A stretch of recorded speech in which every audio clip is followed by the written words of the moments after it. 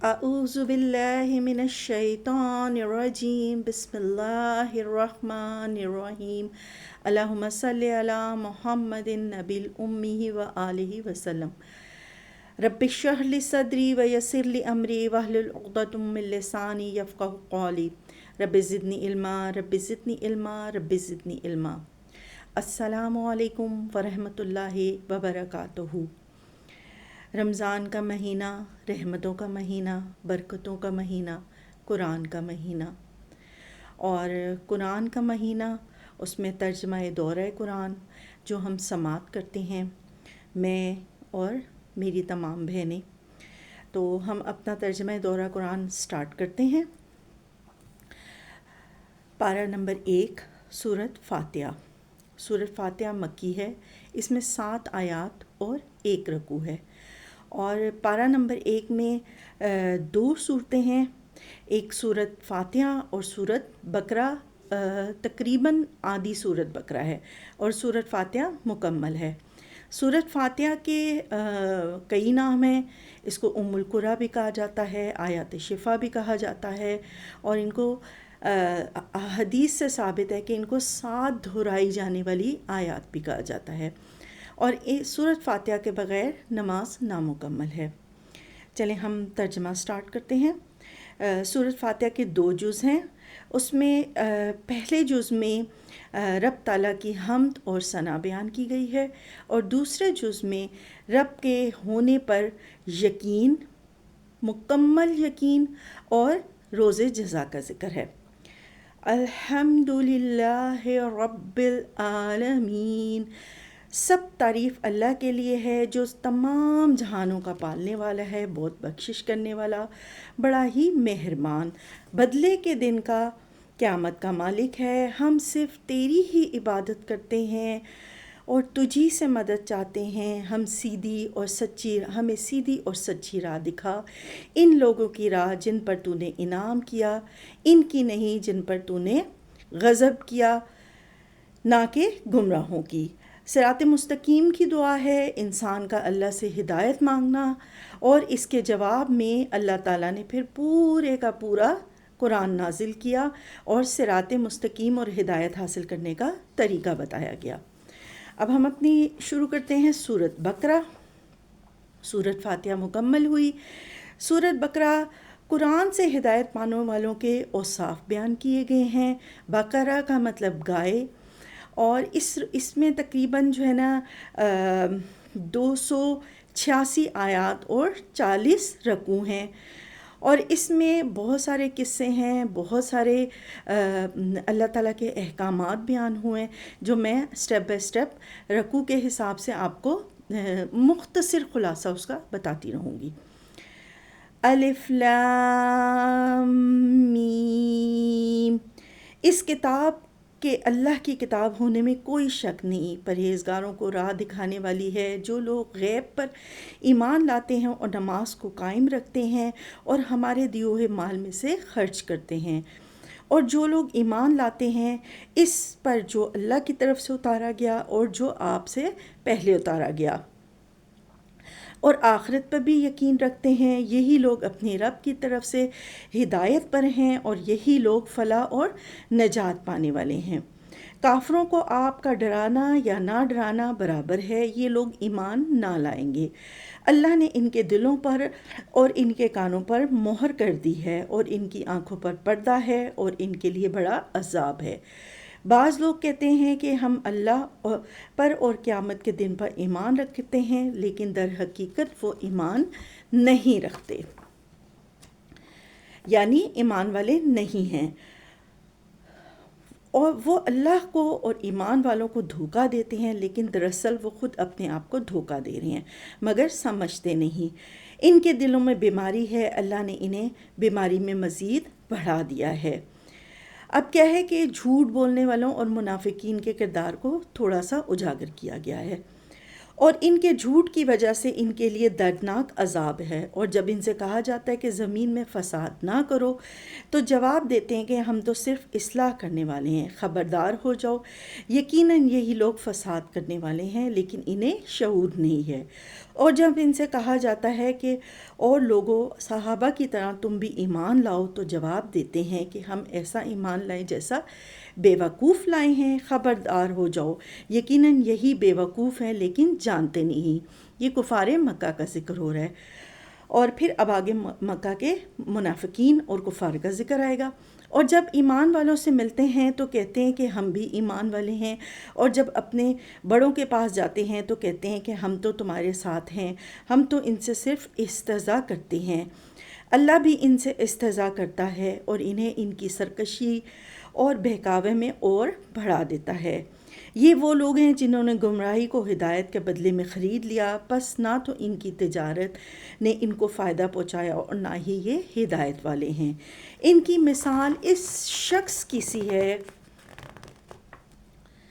جس نے آگ جلائی، پس آس پاس کی چیزوں میں روشنی آئی ہی تھی کہ اللہ نے ان کے نور کو لے گیا اور انہیں اندھیروں میں چھوڑ دیا جو یہ نہیں دیکھتے۔ اب قرآن آگے کی آیات میں قرآن حکیم کی عظمت، نوع انسانی کے لیے اس کی دعوت کا، انسانوں کو اللہ کی مکمل اطاعت کا حکم دیا گیا ہے، اور قرآن کریم کو اللہ تعالیٰ کا بے نظیر کلام بتایا گیا ہے۔ ان باتوں پہ آگے کی آیت میں ذکر ہوگا۔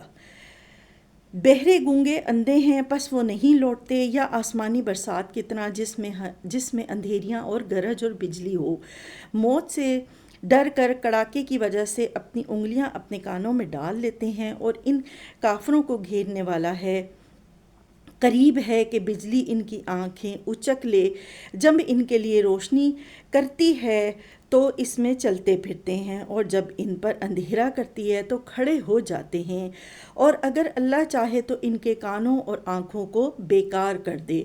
یقیناً اللہ ہر چیز پر قدرت رکھنے والا ہے۔ اے لوگو، اس رب کی عبادت کرو جس نے تمہیں اور تم سے پہلے کے لوگوں کو پیدا کیا۔ یہی تمہارا بچاؤ ہے، جس نے تمہارے لیے زمین کو فرش اور آسمان کو چھت بنایا، اور آسمان سے پانی اتار کر اس سے پھل پیدا کر کے تمہیں روزی دی۔ اب آگے فاسقوں کو قرآن سے ہدایت نہیں ملتی۔ اللہ کا چیلنج ہے کہ قرآن کے مقابلے میں ایک بھی آیت لے آؤ، اور زمین میں نافرمانی کرنے والے اور فساد پھیلانے والوں کا ذکر آئے گا۔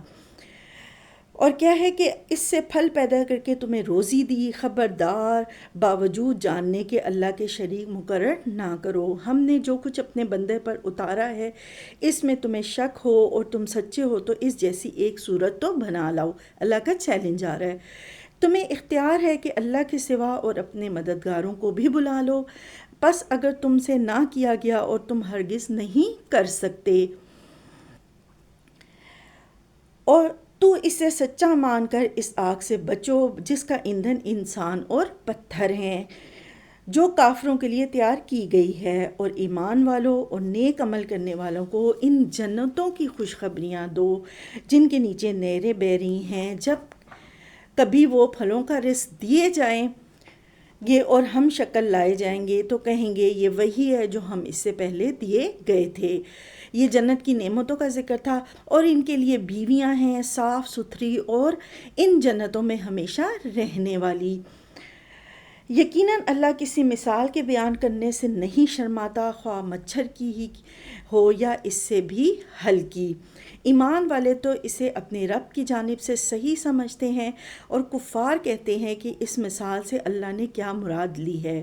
اسی کے لیے اس کے ساتھ وہ بیشتر کو گمراہ کرتا ہے، اکثر لوگوں کو رائے راست پر لاتا ہے، اور گمراہ تو صرف فاسقوں ہی کو کرتا ہے۔ جو لوگ اللہ کے مضبوط عہد کو توڑ دیتے ہیں اور اللہ نے جس چیز کے جوڑنے کا حکم دیا ہے انہیں کاٹتے اور زمین میں فساد پھیلاتے ہیں، یہی لوگ نقصان اٹھانے والے ہیں۔ تم اللہ کے ساتھ کیسے کفر کر سکتے ہو کہ حالانکہ تم مردہ تھے، اس نے تمہیں زندہ کیا، پھر تمہیں مار ڈالے گا، پھر زندہ کر دے گا، پھر اسی کی طرف لوٹائے جاؤ گے۔ وہ اللہ جس نے تمہارے لیے زمین کی تمام چیزوں کو پیدا کیا، پھر آسمان کی طرف قصد کیا اور ان کو ٹھیک ٹھاک 7 آسمان بنایا، وہ ہر چیز کو جانتا ہے۔ میری بہنوں، آگے کی آیات میں قرآن پاک کا فلسفہ بیان کیا گیا ہے، اور فلسفے کا موضوع ہے کہ کائنات اور خالق کائنات اور انسان کے بارے میں کچھ سوالات ہیں، اور اللہ تعالیٰ نے کائنات بنا کر انسان کو خلافت کا جو ہے وہ خلافت کے منصب پہ بٹھایا، اور پوری کائنات کو انسانوں کے لیے تسخیر کر دیا۔ ان باتوں کا آگے کی آیات میں ذکر آئے گا۔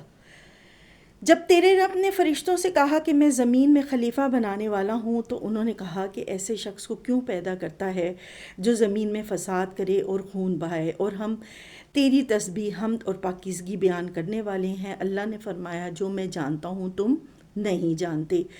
اللہ نے آدم کو تمام نام سکھا کر ان چیزوں کو فرشتوں کے سامنے پیش کیا اور فرمایا اگر تم سچے ہو تو ان چیزوں کے نام بتاؤ۔ ان سب نے کہا اے اللہ تیری ذات پاک ہے، ہمیں تو صرف اتنا ہی علم ہے جتنا تو نے ہمیں سکھا رکھا ہے، علم و حکمت والا تو ہی ہے۔ اب آگے کی آیات میں انسان کو رب تعالیٰ نے جو علم کی دولت دی ہے اس کا ذکر آئے گا، فرشتوں کے سجدے کا ذکر آئے گا، ابلیس کی نافرمانی کا ذکر آئے گا، اور اللہ تعالیٰ نے آدم کو جو شیطان کے بہکامے میں نہ آنے کی نصیحت کی ہے۔ جب انہوں نے بتا دیے تو فرمایا کہ کیا میں نے تمہیں پہلے ہی نہ کہا تھا کہ زمین اور آسمان کا غیب میں ہی جاننے والا ہوں؟ کہ اللہ تعالیٰ کہہ رہے ہیں کہ زمین اور آسمان کا غیب میں ہی جاننے والا ہوں، اور میرے علم میں ہے جو تم ظاہر کر رہے ہو اور جو تم چھپاتے ہو۔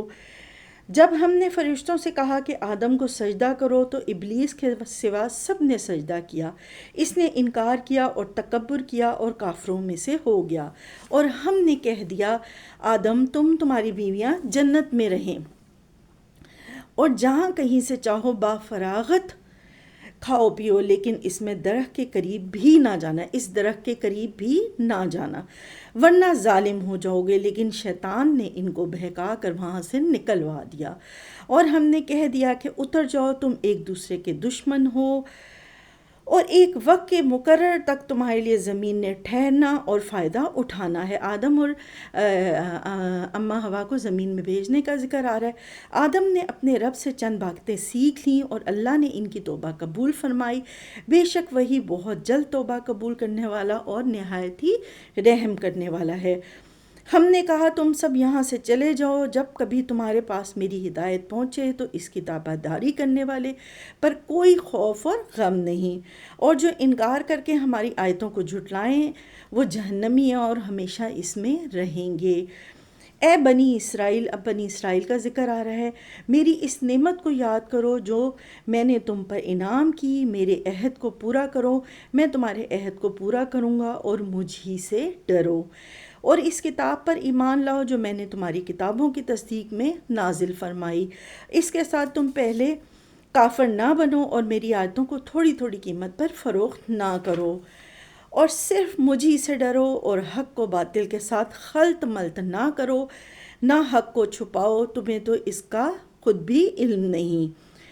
اللہ تعالیٰ کا بنی اسرائیل سے خطاب ہے، اس بات کا ذکر ہے، اور بنی اسرائیل کو جو ہدایات دی گئی تھیں ان کا خلاصہ ہے آگے کی آیات میں، اور قرآن پر ایمان لانے اور باجماعت نماز پڑھنے کے اہتمام کا ذکر ہے، اور اچھی باتوں کی نصیحت اور بری باتوں سے روکنے کے متعلق آیات ہیں۔ اور حق اور کو باطل کے ساتھ غلط ملط نہ کرو، نہ حق کو چھپاؤ، تمہیں تو خود اس کا علم ہے، اور نمازوں کو قائم کرو، زکوٰۃ دو، اور رکوع کرنے والوں کے ساتھ رکوع کرو۔ کیا لوگوں کو بھلائیوں کا حکم کرتے ہو اور خود اپنے آپ کو بھول جاتے ہو، باوجود یہ کہ تم کتاب پڑھتے ہو؟ کیا اتنی بھی تم میں سمجھ نہیں؟ صبر اور نماز کے ساتھ مدد طلب کرو۔ یہ اس بات کا ذکر ہے کہ دوسروں کو نیکی کی تلقین کریں اور خود بھی اس پہ عمل کریں۔ صبر اور نماز کے ساتھ مدد طلب کرو، یہ بڑی چیز ہے مگر مگر ڈر رکھنے والوں پر، جو جانتے ہیں کہ وہ اپنے رب سے ملاقات کرنے والے ہیں اور اس کی طرف لوٹ کر جانے والے ہیں۔ اے اولاد یعقوب، میری اس نعمت کو یاد کرو جو میں نے تم پر انعام کی، اور میں نے تمہیں تمام جہانوں پر فضیلت دی۔ اس دن سے ڈرتے رہو جب کوئی کسی کو نفع دے سکے گا، اور نہ شفاعت اور سفارش قبول ہوگی، نہ کوئی بدلہ اور فدیہ لیا جائے گا، اور نہ وہ مدد کیے جائیں گے۔ اور جب ہم نے تمہیں فرعونیوں سے نجات دی جو تمہیں بدترین عذاب دیتے تھے، جو تمہارے لڑکوں کو مار ڈالتے تھے اور تمہاری لڑکیوں کو چھوڑ دیتے تھے۔ فرعون کا ذکر آ رہا ہے یہاں پہ۔ اس نجات دینے میں تمہارے رب کی بڑی مہربانی تھی، اور جب ہم نے تمہارے لیے دریا چیر پھاڑ دیا اور تمہیں اس سے پار کر دیا، اور فرعونیوں کو تمہاری نظروں کے سامنے اس میں ڈبو دیا، اور ہم نے موسیٰ سے 40 راتوں کا وعدہ کیا، پھر تم نے اس کے بعد بچھڑا پوجنا شروع کر دیا اور ظالم بن گئے۔ یہاں پہ یہی بچھڑے کا ذکر آ رہا ہے جو کہ سورۃ بقرہ، اس کا مطلب ہوتا ہے گائے۔ لیکن ہم نے باوجود اس کے پھر بھی تمہیں معاف کر دیا کہ تم شکر کرو، اور ہم نے موسیٰ کو تمہاری ہدایت کے لیے کتاب اور معجزے عطا فرمائے۔ جب موسیٰ نے اپنی قوم سے کہا کہ اے میری قوم، بچھڑے کو معبود بنا کر تم نے اپنی جانوں پر ظلم کیا، اب تم اپنے پیدا کرنے والے کی طرف رجوع کرو، اپنے آپ کو آپس میں قتل مت کرو، اور تمہاری بہتری اللہ کے نزدیک اسی میں ہے، تو اس نے تمہاری توبہ قبول کی۔ وہ بہت توبہ قبول کرنے والا اور نہایت رحم کرنے والا ہے۔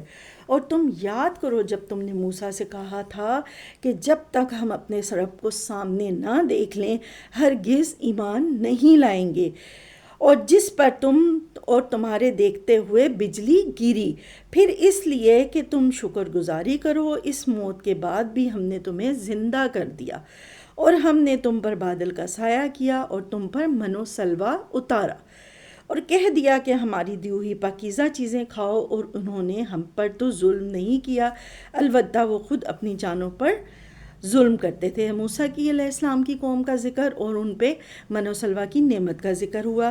اور ہم نے تم سے کہا کہ اس بستی میں جاؤ اور جو کچھ جہاں کہیں سے چاہو بافراغت کھاؤ پیو، اور دروازے میں سے سجدہ کرتے ہوئے گزرو، اور زبان سے حطۃ کہو، ہم تمہاری خطائیں معاف فرما دیں گے اور نیکی کرنے والوں کو اور زیادہ دیں گے۔ پھر ان ظالموں نے اس بات کو جو ان سے کہی گئی تھی بدل ڈالا، اور ہم نے بھی ان ظالموں پر ان کے فسق اور نافرمانی کی وجہ سے آسمانی عذاب نازل کیا۔ اب آگے کی آیات میں بنی اسرائیل پر اللہ تعالیٰ کے انعامات کا ذکر آئے گا، اور بنی اسرائیل کی ناشکری کا ذکر آئے گا، اور فرعون سے موسیٰ علیہ السلام نے اللہ کی مدد کے ذریعے کس طرح نجات دلائی تھی بنی اسرائیل کو، اور صحرائے سینا میں بادلوں کا جو ذکر ہے آئے گا، اور من و سلوہ کا ذکر آئے گا، اور بنی اسرائیل کی ناشکری کا ذکر آئے گا۔ اور پھر اس سے آگے کی آیات میں بچڑے کی پوجا کا ذکر آئے گا، موسیٰ علیہ السلام سے اللہ کے دیدار کا مطالبہ اس کا ذکر آئے گا، اور سزا کے طور پہ اللہ تعالیٰ نے پھر بنی اسرائیل کو مختلف عذابوں میں گھیرا، ان باتوں کا ذکر آئے گا۔ ہم نے بھی ان ظالموں پر ان کے فسق و نافرمانی کی وجہ سے آسمانی عذاب نازل کیا، اور جب موسیٰ نے اپنی قوم کے لیے پانی مانگا تو ہم نے کہا کہ اپنی لاٹھی پتھر پر مارو جس سے 12 چشمے پھوٹ نکلیں گے، اور ہر گروہ نے اپنا چشمہ پہچان لیا، اور ہم نے کہہ دیا کہ اللہ کا رزق کھاؤ پیو اور زمین میں فساد برپا نہ کرو۔ اور جب تم نے کہا اے موسیٰ، ہم سے ایک ہی قسم کے کھانے پر ہرگز صبر نہ ہو سکے گا، اس لیے اپنے رب سے دعا کیجئے کہ وہ ہمیں زمین کی پیداوار، ساگ، ککڑی، گندم، مسور اور پیاز دے۔ آپ نے فرمایا بہترین چیز کے بدلے ادنا چیز کیوں طلب کرتے ہو؟ جب ان کی حضرت موسیٰ کی قوم نے ناشکری کا مظاہرہ کیا تو حضرت موسیٰ نے اپنی قوم کو سمجھایا کہ تم لوگ ناشکری نہیں کرو، اللہ تعالیٰ تم پہ من و سلوہ نازل فرما رہا ہے، اس پہ شکر ادا کرو۔ لیکن ان کے قوم نے موسیٰ علیہ السلام کی بات نہ مانی۔ آپ نے فرمایا بہتر چیز کے بدلے ادنا چیز کیوں طلب کرتے ہو؟ اچھا شہر میں جاؤ، وہاں تمہیں تمہاری چاہت کی یہ سب چیزیں ملیں گی۔ ان پر ذلت اور مسکینی ڈال دی گئی اور اللہ کا غضب لے کر وہ لوٹے، یہ اس لیے کہ وہ اللہ کی آیتوں کے ساتھ کفر کرتے تھے اور نبیوں کو ناحق قتل کرتے تھے۔ یہ ان کی نافرمانی اور زیادتی کا نتیجہ ہے۔ مسلمان ہوں، یہودی ہوں، نصاری ہوں یا سابی ہوں، جو کوئی بھی اللہ پر اور قیامت کے دن پر ایمان لائے اور نیک عمل کرے، ان کے اجر ان کے رب کے پاس ہیں، اور ان پر نہ تو کوئی خوف ہے اور نہ ہی اداسی۔ اور جب ہم نے تم سے پختہ وعدہ لیا اور تم پر طور پہاڑ لا کھڑا کیا اور کہا جو ہم نے تمہیں دیا ہے اسے مضبوطی سے تھام لو اور جو کچھ اس میں ہے اسے یاد کرو تاکہ تم بچ سکو، لیکن تم اس کے بعد بھی پھر گئے، پھر اللہ کا فضل اور اس کی رحمت تم پر نہ ہوتی تو تم نقصان والے ہو جاتے۔ اور یقیناً تمہیں ان لوگوں کا علم بھی ہے جو تم میں سے ہفتے کے بارے میں حد سے بڑھ گئے، اور ہم نے یہ بھی کہہ دیا کہ تم ذلیل بندر ہو جاؤ۔ اسے ہم نے اگلوں پچھلوں کے لیے عبرت کا سبب بنایا اور پرہیزگاروں کے لیے واعظ اور نصیحت کا۔ آگے کی آیات میں گائے کا قصہ بیان ہوگا، اور جس کے نام پہ یہ سورت ہے، اور بنی اسرائیل کی حیل و حجت جو گائے کے متعلق بے جا سوالات کرتے تھے، ان باتوں کا ذکر آئے گا۔ اور موسیٰ نے جب اپنی قوم سے کہا کہ اللہ تمہیں ایک گائے ذبح کرنے کا حکم دیتا ہے تو انہوں نے کہا ہم اسے مذاق کیوں کرتے ہو؟ آپ نے جواب دیا کہ میں ایسا جاہل ہونے سے اللہ کی پناہ پکڑتا ہوں۔ انہوں نے کہا اے موسیٰ دعا کیجئے کہ اللہ ہمارے لیے اس کی ماہیت بیان کر لے۔ اب کیا ہے، قوم کی حیل و حجت کا ذکر آ رہا ہے کہ اے موسیٰ دعا کیجئے کہ اللہ ہمارے لیے اس کی ماہیت بیان کر دے۔ آپ نے فرمایا سنو، وہ گائے نہ تو بالکل بوڑھی ہو نہ بچی، بلکہ درمیانی عمر کی نوجوان ہو۔ اب جو کچھ تمہیں حکم دیا گیا ہے بجا لاؤ۔ وہ پھر کہنے لگے کہ دعا کیجئے کہ اللہ بیان کر دے کہ اس کا رنگ کیا ہے۔ فرمایا وہ کہتا ہے کہ وہ گائے زرد رنگ کی ہے۔ اس قسم کی گائے تو بہت ہیں، پتہ نہیں چلتا، اگر اللہ نے چاہا تو ہم ہدایت والے ہو جائیں گے۔ آپ نے فرمایا کہ اللہ کا فرمان ہے کہ وہ گائے کام کرنے والی، زمین میں ہل جوتنے والی، کھیتوں کو پانی پلانے والی نہیں، وہ تندرست اور بے داغ ہے۔ انہوں نے کہا اب آپ نے حق واضح کر دیا۔ گویا وہ حکم برداری کے قریب نہ تھے، لیکن اسے مانا اور گائے کو ذبح کر دیا۔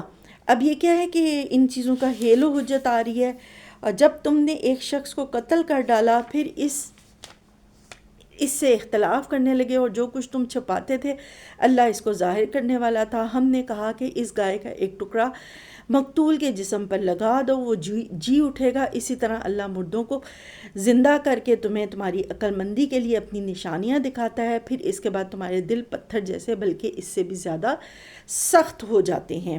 آگے کی آیات میں پھر ہے کہ بعض پتھروں سے تو نہریں بہہ نکلتی ہیں اور بعض پھٹ جاتے ہیں اور ان سے پانی نکل آتا ہے، اور بعض اللہ کے ڈر سے گر پڑتے ہیں۔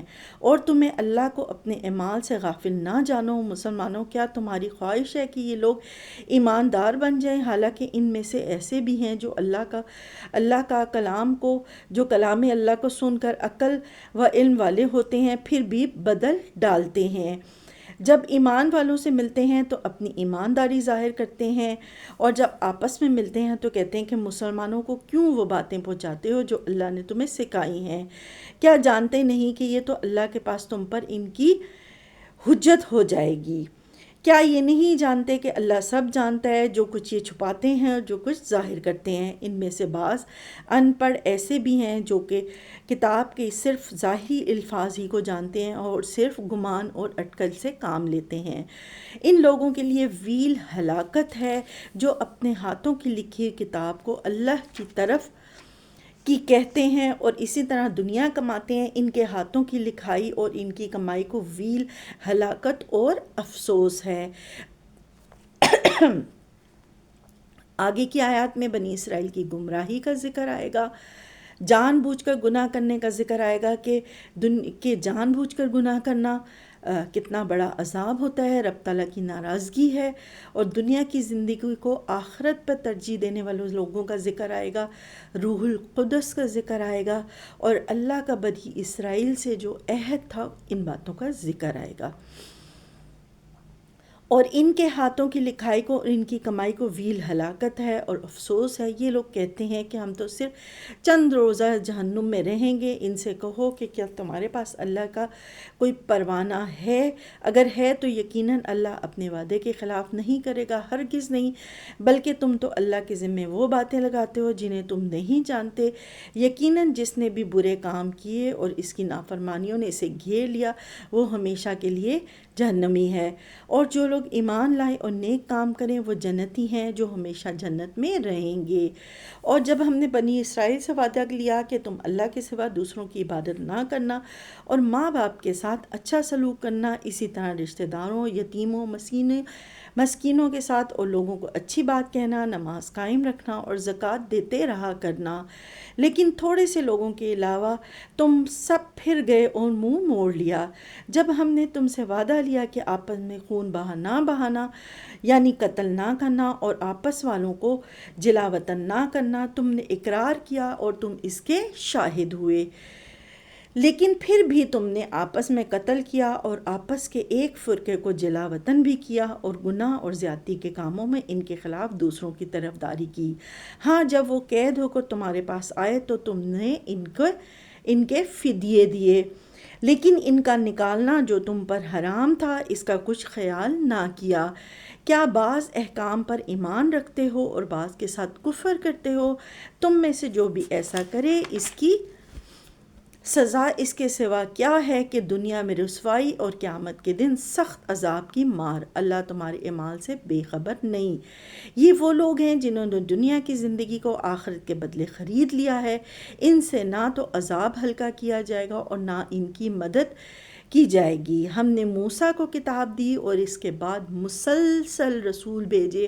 ہم نے عیسیٰ ابن مریم کو روشن دلیلیں دیں اور روح القدس سے ان کی تائید فرمائی، لیکن جب کبھی تمہارے پاس رسول وہ چیز لائے جو تمہاری طبیعتوں کے خلاف تھی تو تم نے جھٹ سے تکبر کیا، اور بعض کو تو جھٹلا دیا اور بعض کو قتل کر ڈالا۔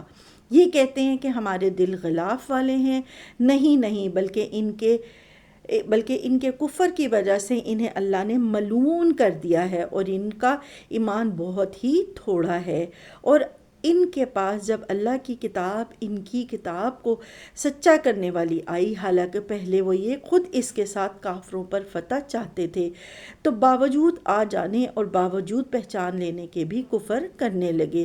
اللہ کی لعنت ہو کافروں پر، بہت بری ہے وہ چیز جس کے بدلے انہوں نے اپنے آپ کو بیچ ڈالا، اور ان کا کفر کرنا ہے اللہ کی طرف سے نازل شدہ چیزوں کے ساتھ محض اس بات سے جل کر اللہ نے اپنا فضل اپنے جس بندر پر چاہا نازل کیا۔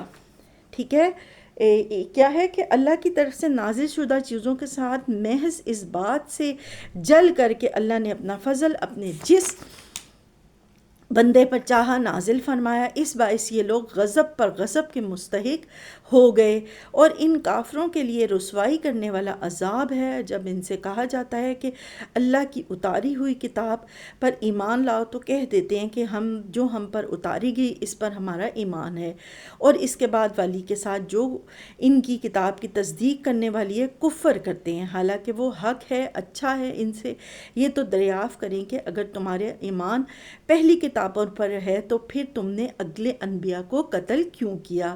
تمہارے پاس تو موسیٰ یہی دلیلیں لے کر آئے، لیکن تم نے بھی بچڑا پوجا۔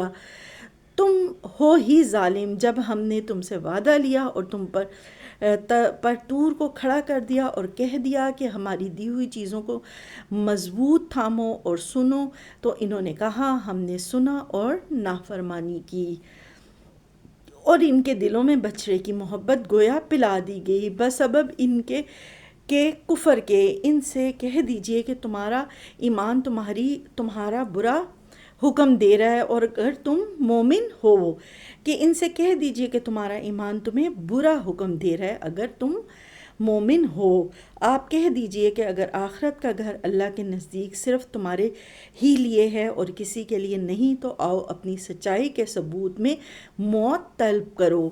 ٹھیک ہے، آگے کی آیات میں بنی اسرائیل کا جبرائیل علیہ السلام کو ناپسند کرنے کا ذکر آ رہا ہے، اور اللہ تعالیٰ کا تمام فرشتوں پہ ایمان لانے کا حکم ہے کہ بنی اسرائیل جو ہے وہ حضرت جبرائیل علیہ السلام کو ناپسند کرتی تھی. اس بات کا ذکر آ رہا ہے، ٹھیک ہے. اور ایک اس بات کا ذکر آ رہا ہے کہ اللہ تعالیٰ نے اس بات پہ تمام امت کو، تمام انسانوں کو حکم دیا ہے، تمام مسلمانوں کو حکم دیا ہے کہ فرشتوں پر ایمان لے کے آئیں. فرشتوں پر ایمان لانا ایک مسلمان کے ایمان کا حصہ ہے. آپ کہہ دیجئے کہ اگر آخرت کا گھر اللہ کے نزدیک صرف تمہارے ہی لیے ہے تو کسی کے لیے نہیں، تو آؤ اپنی سچائی کے ثبوت میں موت طلب کرو. لیکن اپنی کرتوتوں کو دیکھتے ہوئے وہ کبھی بھی موت نہیں مانگیں گے. اللہ ظالموں کو خوب جانتا ہے، بلکہ سب سے زیادہ دنیا کی زندگی کا حریص اے نبی آپ انہی کو پائیں گے. یہ حرص زندگی میں مشرکوں سے بھی زیادہ ہے. ان میں تو ہر شخص 1,000 سال کی عمر چاہتا ہے، گو یہ عمر دیا جانا بھی انہیں عذاب سے چھڑا نہیں سکتا. اللہ ان کے کاموں کو بخوبی دیکھ رہا ہے. اے نبی آپ کہہ دیجئے کہ جو جبرائیل کا دشمن ہو، جس نے آپ کے دل پر پیغام باری تالا اتارا ہے، جو پیغام ان کے پاس کی کتاب کی تصدیق کرنے والا اور مومنوں کو ہدایت اور خوشخبری دینے والا ہے.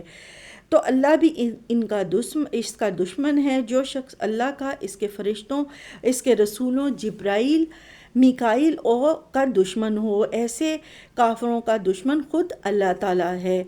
اب آگے کی آیات میں ہاروت ماروت کا ذکر آئے گا کہ جو 2 فرشتے تھے جو جادو کا علم جانتے تھے، اور یقیناً ہم نے آپ کی طرف روشن دلیلیں بھیجی ہیں جن کا انکار سوائے بدکاروں کے کوئی نہیں کرتا. یہ لوگ جب کبھی کوئی عہد کرتے ہیں تو ان کی ایک نہ ایک جماعت اسے توڑ دیتی ہے، بلکہ ان میں سے اکثر ایمان سے خالی ہیں.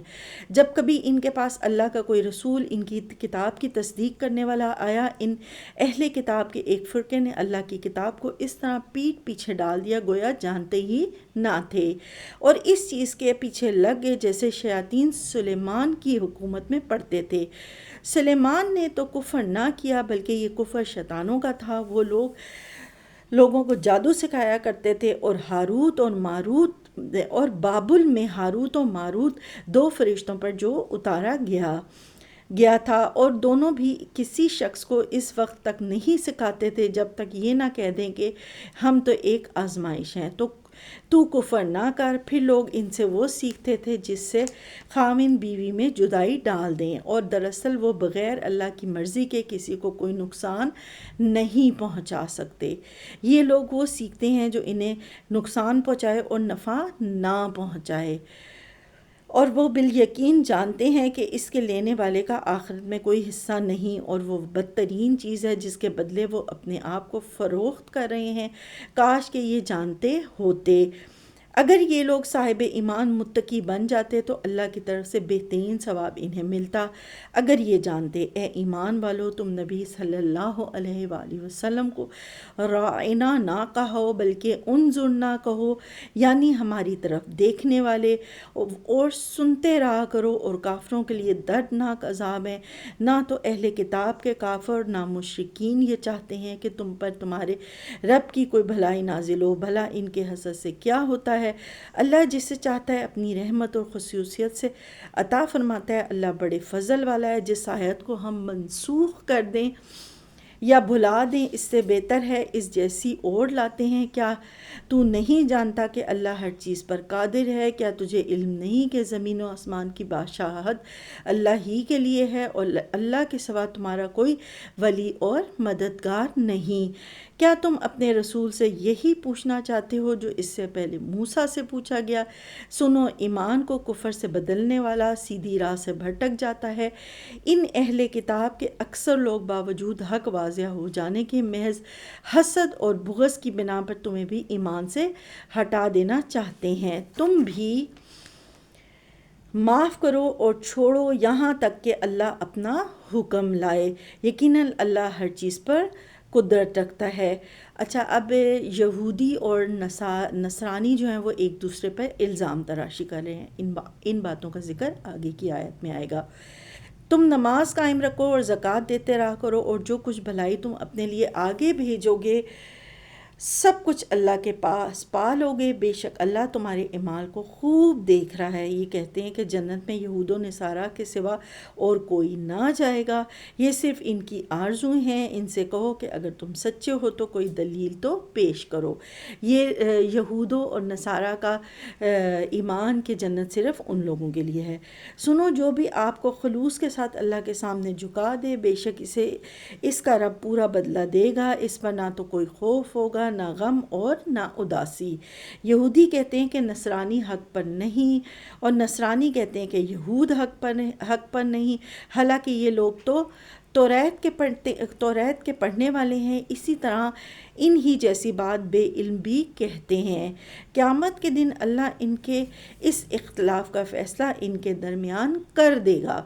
اس شخص سے بڑھ کر ظالم کون ہے جو اللہ کی مسجدوں میں اللہ کے ذکر کیے جانے کو روکے اور ان کی بربادی کی کوشش کرے؟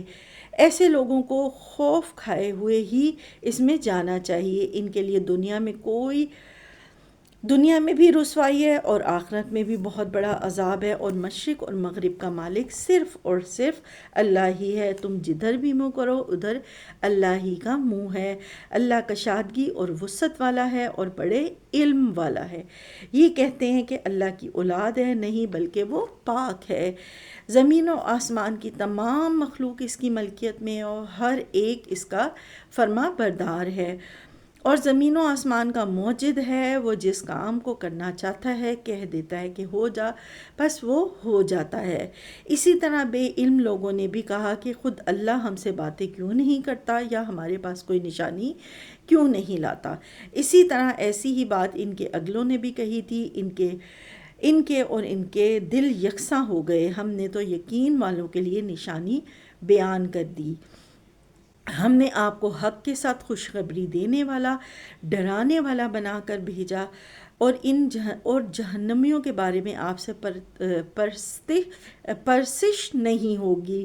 آپ سے یہود نصارہ ہرگز راضی نہیں ہوں گے جب تک کہ آپ ان کے مذہب کے تابع نہ بن جائیں۔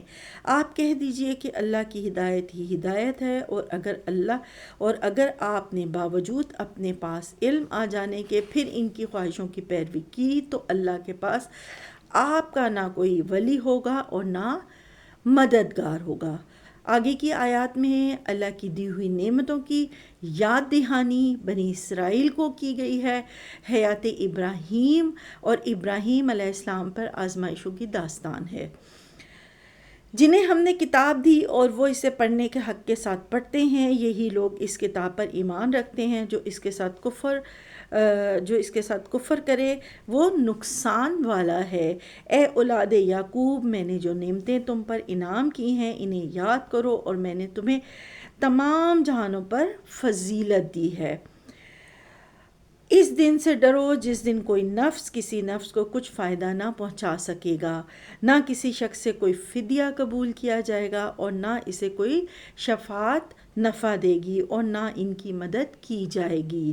جب ابراہیم کو ان کے رب نے کئی باتوں سے آزمایا اور انہوں نے ان سب کو پورا کر دیا تو اللہ نے فرمایا کہ میں تمہیں لوگوں کا امام بنا دوں گا۔ عرض کرنے لگے اور میری اولاد کو فرمایا میرا وعدہ ظالموں سے نہیں، ہم نے بیت اللہ کو لوگوں کے لیے ثواب اور امن کی جگہ بنایا ہے۔ آگے کی آیات میں حضرت ابراہیم علیہ السلام کی بیت اللہ میں جو ہے وہ مکہ شہر کے لیے دعا کا ذکر ہے، ملت ابراہیمی کی وضاحت کی گئی ہے، اور حضرت ابراہیم اور حضرت یعقوب علیہ السلام کی اور ان کی اپنے بیٹے کو وصیت کا ذکر آیا ہے۔ ہم نے بیت اللہ کو لوگوں کے لیے ثواب اور امن و امان کی جگہ بنایا ہے، تم مقام ابراہیم کو جائے نماز مقرر کر لو۔ ہم نے ابراہیم اور اسماعیل سے وعدہ لیا کہ تم میرے گھر کو طواف والوں اور رکوع کرنے والوں کے لیے پاک اور صاف رکھو۔ جب ابراہیم نے کہا اے پروردگار تو اس جگہ کو امن والا شہر بنا اور یہاں کے باشندوں کو جو اللہ پر اور قیامت کے دن پر ایمان رکھتے ہوں پھلوں کی روزیاں دے۔ اللہ نے فرمایا میں کافروں کو بھی تھوڑا سا فائدہ دوں گا، پھر انہیں آگ کے عذاب کی طرف بے بس کر دوں گا، یہ پہنچنے کی بری جگہ ہے۔ جب ابراہیم اور اسماعیل کعبے کی بنیادیں اور دیواریں اٹھاتے جاتے تھے تو کہتے جا رہے تھے کہ اے ہمارے پروردگار، ہم سے توبہ قبول فرما، تو ہی سننے والا اور جاننے والا ہے۔ اے ہمارے رب، ہمیں اپنا فرما بردار بنا لے اور ہماری اولاد میں سے بھی ایک جماعت کو اپنا اطاعت گزار رکھ، اور ہمیں اپنی عبادتیں سکھا اور ہماری توبہ قبول فرما۔ تو بہت ہی توبہ قبول فرمانے والا اور نہایت ہی رحم کرنے والا ہے۔ اے ہمارے رب، اے ہمارے رب، انہی میں سے رسول بھیج جو ان کے پاس تیری آیتیں پڑھے، انہیں کتاب و حکمت سکھائے اور انہیں پاک کر دے۔ یقیناً تو غلبے والا اور حکمت والا ہے۔ دین ابراہیمی سے وہی بے رغبتی کرے گا جو محض بے وقوف ہو۔ ہم نے تو اسے دنیا میں بھی برگزیدہ کیا اور آخرت میں بھی وہ نیکوکاروں میں سے ہوگا۔ جب کبھی انہیں ان کے رب نے کہا فرما بردار ہو جاؤ، انہوں نے کہا ہم نے رب العالمین کی فرما برداری کی۔ اس کی وصیت ابراہیم اور یعقوب نے اپنے بیٹوں کو کی کہ اے میرے بیٹو، اللہ نے تمہارے لیے دین کو پسند کر لیا ہے، خبردار تم مسلمان ہی مرنا۔ کیا یعقوب کی موت کے وقت تم موجود تھے جب انہوں نے اپنی اولاد کو کہا کہ میرے بعد تم کس کی عبادت کرو گے؟ تو سب نے جواب دیا کہ آپ کے معبود کی اور آپ کے آباء و اجداد ابراہیم اور اسماعیل اور اسحاق کے معبودوں کی، جو معبود ایک ہی ہے، اور ہم اسی کے فرما بردار رہیں گے۔ ٹھیک ہے، یہ جماعت تو گزر چکی ہے، جو انہوں نے کیا وہ ان کے لیے ہے اور جو تم کرو گے تمہارے لیے ہے۔ ان کے اعمال کے بارے میں تم نہیں پوچھے جاؤ گے۔ کہتے ہیں کہ یہودی نصارہ بن جاؤ تو ہدایت پاؤ گے۔ تم کہو بلکہ صحیح راہ پر ملت ابراہیمی والے ہیں، اور ابراہیم خالص اللہ کے پرستار تھے اور مشرک نہ تھے۔ اے مسلمانوں، تم سب کہو کہ ہم اللہ پر ایمان لائے اور اس چیز پر بھی جو ہماری طرف اتاری گئی، اور جو چیز ابراہیم، اسماعیل، اسحاق، یعقوب اور ان کی اولاد پر اتاری گئی، اور جو کچھ اللہ کی جانب سے موسیٰ، عیسیٰ اور دوسرے انبیاء دیے گئے۔ ہم ان میں سے کسی کے درمیان فرق نہیں کرتے، ہم اللہ کے فرما بردار ہیں۔ اگر وہ تم جیسا ایمان لائیں تو ہدایت پائیں گے، اور اگر منہ موڑیں تو خلاف میں ہیں۔ اللہ ان سے عنقریب آپ کی کفایت کرے گا، اور خوب جاننے والا، اور وہ خوب سننے اور جاننے والا ہے۔ اللہ کا رنگ اختیار کرو، اور اللہ تعالیٰ سے اچھا رنگ کس کا رنگ ہے؟ ہم تو اسی کی عبادت کرنے والے ہیں۔ آپ کہہ دیجئے، کیا تم ہم سے اللہ کے بارے میں جھگڑتے ہو؟ جو ہمارا تمہارا رب ہے، ہمارے لیے ہمارے عمل ہیں اور تمہارے لیے تمہارے اعمال، ہم تو اسی کے لیے مخلص ہیں۔ کیا تم کہتے ہو کہ ابراہیم، اسماعیل اور اسحاق اور یعقوب اور ان کی اولاد یہودی یا نصرانی تھے؟ کہہ دو، کیا تم زیادہ جانتے ہو یا اللہ؟ اللہ کے پاس شہادتیں چھپانے والوں سے زیادہ ظالم اور کون ہے؟ اور اللہ تمہارے کاموں سے غافل نہیں۔ یہ امت ہے جو گزر چکی، جو انہوں نے کیا ان کے لیے، اور جو تم نے کیا تمہارے لیے۔ تم ان کے اعمال کے بارے میں سوال نہ کیے جاؤ گے۔ عنقریب نادان لوگ کہیں گے کہ جس قبلے پر یہ تھے اس سے انہیں کس چیز نے ہٹا دیا؟ آپ کہہ دیجئے کہ مشرق و مغرب کا مالک اللہ ہی ہے، وہ جسے چاہے سیدھی راہ کی ہدایت کر دے۔ اب آگے کی آیات میں تحویل قبلہ کا حکم ہے، اور مسلمانوں نے ہجرت مدینہ کے بعد جو ہے وہ کیا کیا عمل کیے، اور پھر ہجرت کے بعد بیت المقدس کی طرف سے رخ موڑ کر قبلہ کی طرف رخ کر کے نماز پڑھنے کا حکم آنا، اس کا ذکر ہے۔ مسجد قبلہ تین میں آپ صلی اللہ علیہ وآلہ وسلم نماز فرما رہے تھے، تو نماز کے دوران وحی آئی اور بیت المقدس سے بیت اللہ کی طرف جو ہے وہ رخ نماز کا موڑ دیا گیا، یعنی کہ تحویل قبلہ کا حکم ہے۔ اب آگے ہمارا پارہ نمبر 1 مکمل ہو گیا ہے، انشاءاللہ کل ہم اپنا پارہ نمبر 2 شروع کریں گے، اور اللہ تعالی ہمیں اس پہ عمل کرنے کی اور اس قرآن کے نور، اس قرآن کی ہدایت، اس قرآن کی روشنی، اس قرآن کی استقامت پہ چلنے کی توفیق عطا فرمائے۔